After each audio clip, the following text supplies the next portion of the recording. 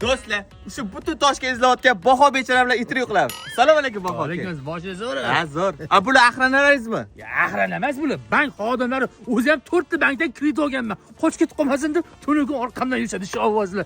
Mahalladan chiqolmayman, zapretdaman. Baho aka, shu sizning uyingizmi?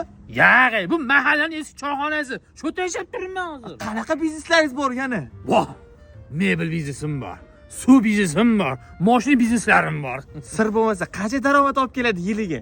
Daromad yo'q. Ya, nega daromad yo'q? Hali boshlamaganman de. Baho aka, 1-millioningizni qachon topgansiz? O'tgan kuni topdim. Naqd ko'rishdami yo bankdami? Miyamda yechozam bo'ldi. Hozirgi yoshlarga motivatsiya bo'lish uchun bitta gap ayting.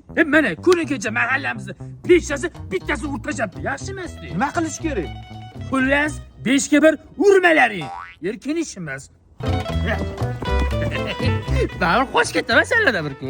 Xo'p, Baho aka, ko'rsatuvimizning qoidasi bor. Eng zo'r komment yozganga nima sovg'a berasiz?